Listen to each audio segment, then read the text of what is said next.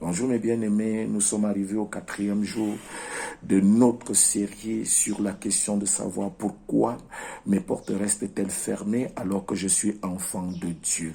Pourquoi ma vie piétine-t-elle? Et je peux te l'assurer, ce matin, elle ne piétinera plus. Oh, alléluia. Elle ne piétinera plus. Pourquoi? Parce que tu as pris sur toi, je suis certain, cette résolution de marcher selon les principes de l'Éternel. Tu n'as plus peur d'affronter tes erreurs et de pouvoir les corriger. Alors, si tu as également pris sur toi la résolution d'embrasser les priorités de Dieu dans ta vie, oui, et de mettre de côté tes priorités. Si tu as également décidé, pris sur toi la résolution de servir ton Dieu avec zèle, alors je peux t'assurer, voici la réponse que Dieu te donne. Voici la réponse que Dieu te donne. Affronte tes ennemis sans peur, car je suis avec toi. Et pour cela, ouvre ta Bible dans le livre de Ésaïe 26. Ésaïe chapitre 26 à partir du verset 2 jusqu'au verset 3. Écoute ce qui est écrit. C'est une déclaration de l'Éternel. Ouvrez les portes, laissez entrer la nation juste et fidèle. La nation juste et fidèle. À celui qui est ferme dans ses sentiers, tu assures la paix parce qu'il se confie en toi. Oui, affronte sans peur. Affronte sans peur parce que Dieu a livré déjà entre tes mains tes ennemis. Ce mot livrer revient régulièrement dans la Bible au niveau des batailles que Josué menait face à ses ennemis. Quand le peuple d'Israël est arrivé dans le livre de Nombres 14, verset 9, devant les fils d'Anak, la ville leur était livrée. Mais cependant, ils avaient peur. Ils avaient peur. Et je vais te donner un secret. Crois-moi, Dieu ouvre la porte, mais c'est toi qui tires les bâtons. Dieu ouvre la porte, mais c'est toi qui dois tirer le bâton. Le peuple d'Israël n'avait qu'à entrer et de prendre possession de la ville des fils d'Anak. Mais ils ont eu peur et ils sont retournés en arrière. Et Rahab a dû attendre encore 40 ans pour être libéré. Waouh! 40 ans. Et je te dirais, toute une génération, toute ta progéniture, beaucoup de gens sont attachés à ta réussite. Si tu échoues, ils échoueront. Rahab était attachée à la réussite des fils d'Israël et elle a dû attendre 40 ans. Et je déclare aujourd'hui, ta progéniture n'attendra pas parce que tu auras du succès et tes portes seront ouvertes. Oui, tes portes seront ouvertes. Je le déclare, tes portes seront ouvertes parce que Dieu est avec toi. Parce que Dieu est avec toi. Donc, n'aie pas peur d'affronter le système de ce pays. La corruption et tout cela est livré entre tes mains par Dieu, ton Père. Oui, le système d'injustice dans ce pays est livré entre tes mains. Il te suffit d'y entrer et de prendre possession de ce que l'Éternel t'a réservé. N'aie pas peur de ce qui est établi au-devant de toi. Ne regarde pas leur structure. Non. Toutes ces structures sont comme les murs de Jéricho.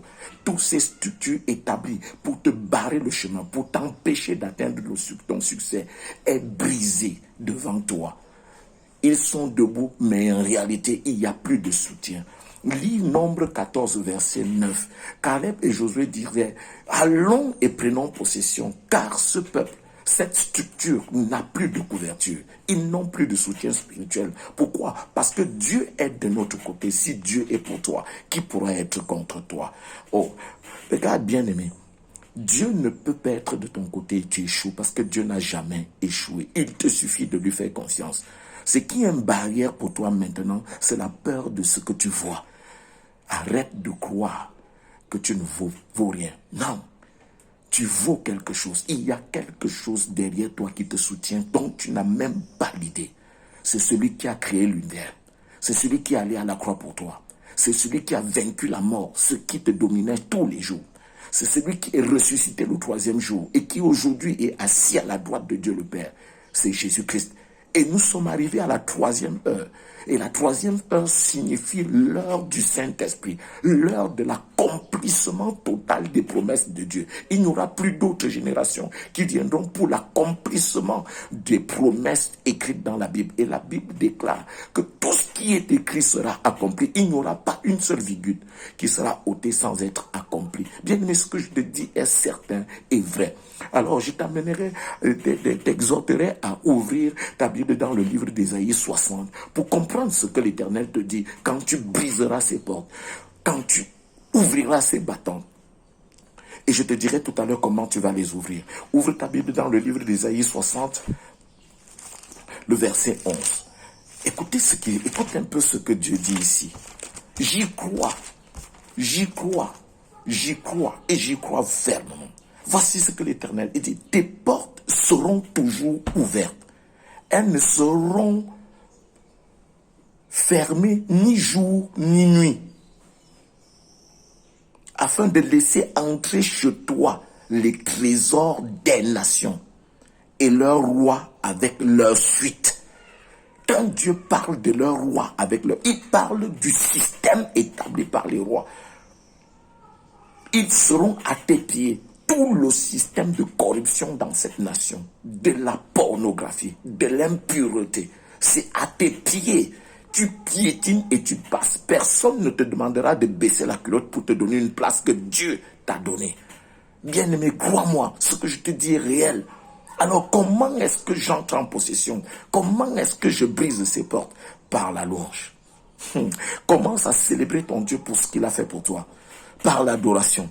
Commence à regarder où tu es sorti et où Dieu t'amène. Bénis-le, glorifie son nom. Oh, alléluia. Par une prière de combat. Oui, tiens-toi sur l'autorité que Dieu t'a donnée. Ah, Luc 10, 19 le confirme. Voici, je vous ai donné le pouvoir de marcher sur les serpents et les scorpions et sur toute la puissance de l'ennemi. Et rien ne pourra vous nuire.